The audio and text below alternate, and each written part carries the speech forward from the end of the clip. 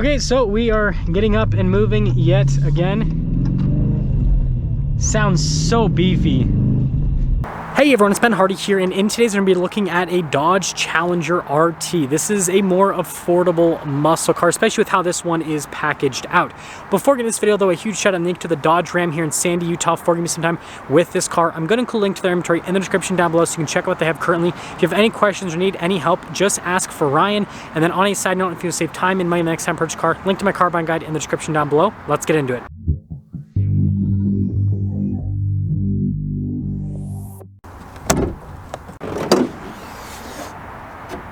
Under the hood, we have a naturally aspirated 5.7 liter Hemi V8 that goes through a 6-speed manual transmission. Fuel economy is 15 around town and then 23 on the highway, with power outputs being 375 horsepower and then 410 pound-feet of torque. Before we go to the front end, I do want to mention if you see more videos just like this, then I recommend you subscribe because I post content every single day. Starting with the hood here, pretty simplistic with the design. You can see it's mostly flat, and then of course we have that hood scoop in the center. And then coming down below, you guys can see the daytime running lights there, and then look at the headlights, and it's probably hard to see, but you got that like blacked out RT badge. You got the fog lights there at the bottom, all the grills blacked out, and yes, this does still have the front splitter protectors. But seriously, when you pull it all together, this still looks so good to this day. Coming around the side here, our tire wheel setup is 245, 45, 20 in the front and over in the rear as well. And then if you guys look at the wheel design itself, I think it looks pretty cool. And then the metallic gray, I think it works. And then here's our full side view. You guys can see the Hemi badge right there. And then notice the fuel cap is darker to kind of match with the overall sporty theme on this one. So here's our key fob for this Challenger. You guys can see Dodge logo there on the back. We've got our unlock function, our lock function, and the opening here for the trunk.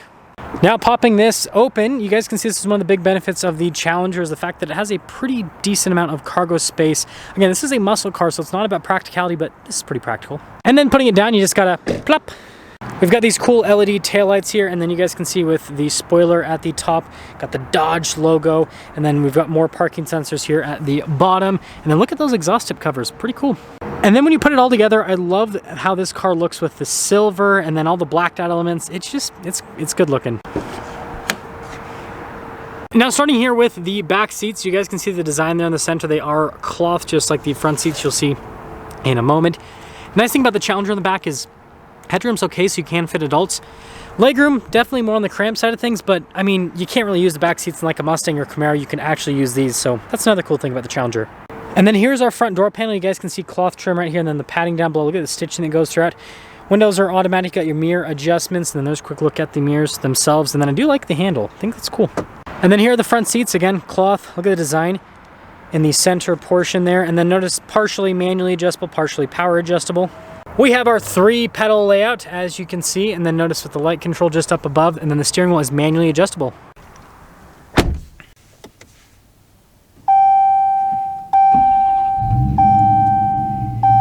So here is our steering wheel. You can see really nice soft touch padding here at the top and at the bottom. It's perforated on the sides. You can get a slightly better grip. Radio controls there on the back. We've got our cruise control, controls for the center stack, and then our voice command and phone controls, and then our turn signal windshield wiper stock. So here's our center gauge cluster. You've got the RPMs on the one side and then the speed on the other side. We do have the screen here in the center, which we can use to scroll through some different bits of information. Pretty standard stuff, but obviously the performance stuff, that's what's fun. In reverse, we do have a backup camera with trajectory lines that turn with the steering wheel. Resolution's decent. As for the rest of the infotainment system, we got a shortcut bar here at the bottom. You can see response time with the screen is solid. We do have the performance pages, and I can press the button called the Super Track Pack, which will bring up the whole drive mode select. So you guys can see right now we're in the normal mode. Notice we have line lock as well, which is like your burnout mode, and then you got launch control on top of that. And so it's cool all the different functions you have. And then if I pop into sport mode, notice changes everything there. And then you also got a racing flag in the gauge cluster. Down below, we've got analog controls for like the radio, for example. You got your sport mode, that Super Track Pack button that I talked about earlier, and then your dual zone climate controls. And if we go to the climate menu, you can also control it up here. We've got our shifter for that 6-speed manual. Now you can get an 8-speed automatic as well, but this is the route to go. Like, this is what makes this feel like an old-fashioned muscle car, and we'll talk about the shifter more on the driving portion. Got a couple cup holders here, and then you can see with the center console, USBs, 12 volt, all that nice padding and stitching that goes all along. And then the dash is actually kind of like soft touch glove box, pretty big. And then you guys can see we got a sunglass holder right here, and then we have our sunroof. So here's our window sticker. Notice the paint color is called Triple Nickel. Try to say that 20 times in a row. But anyways, you can see all the rest of the standard equipment. I didn't know that, 18.5 gallon fuel tank.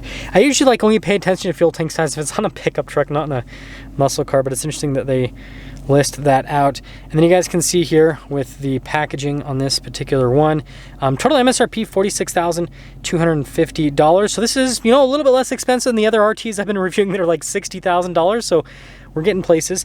Then also 5-year 60,000 mile powertrain warranty, 3 to 36,000 mile on the basic. Let's see how it drives.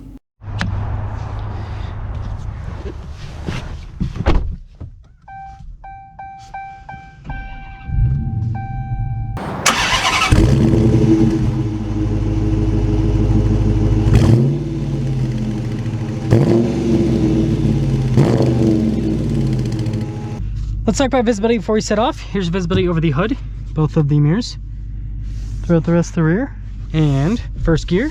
Let's set off. Now the first thing I want to talk about is seat comfort here as we are getting up. It's actually really good with these cloth seats. I do prefer the leather seats that you can get in the Challenger, but I think this is good. I love this transmission. Tremec 6-speed. Tremec makes really good transmissions.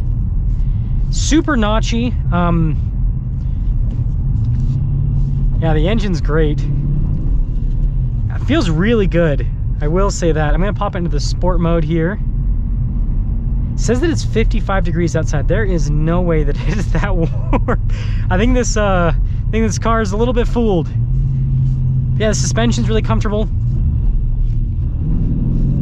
It's one of the benefits of the Challenger over the Camaro and the Mustang. It's just a little bit more compliant with suspension. I mean, this is built off of an old Mercedes-Benz platform, and so it kind of has more of like a luxury car ride about it. This shifter though, seriously, like I am absolutely in love with it. Even if you don't know how to drive manual, like learn how to drive manual and get this instead of the automatic, because you know, at this point, since they're discontinuing this car, prices will, you know, probably in the short term not do much, but in the long term, you know, they'll probably go up, just like the muscle cars from, you know, like the 50s and 60s did, especially the 60s. I don't know why I said 50s. Apparently I don't know what I'm talking about. But anyways, the point that I'm trying to make is the manual transmission is probably going to have some sort of price premium, because that's what happens with other cars. And frankly, it's just the more exciting car to drive. The automatic's great. It's super quick to shift and everything. But, you know, in 10 years from now, the automatic's probably not going to feel good compared to whatever technology we have for cars. Okay, so we are getting up and moving yet again. Sounds so beefy. Oh, that is so cool. That is so cool. It's relatively easy to rev match downshift with this.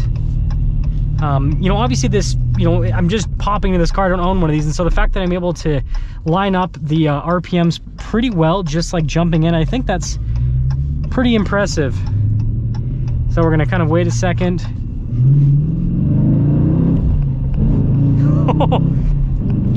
Oh yeah. I feel like Vin Diesel right now. Like, it's just, there's something to be said about just a big, heavy, floaty car with a big V8 and a manual transmission. Like, they just don't make them like this anymore. I mean, obviously you can buy one of these brand new right now, but you know, we're gonna be saying that in a year or two from now when you can't get these anymore. This is, like, look at that. It's so easy to like perfectly line up the RPMs. This thing's beautiful.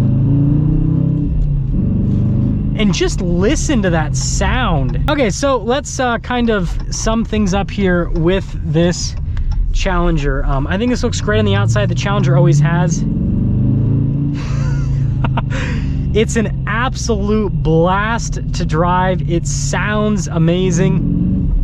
The shifter is so good. It's so crisp getting it into gear.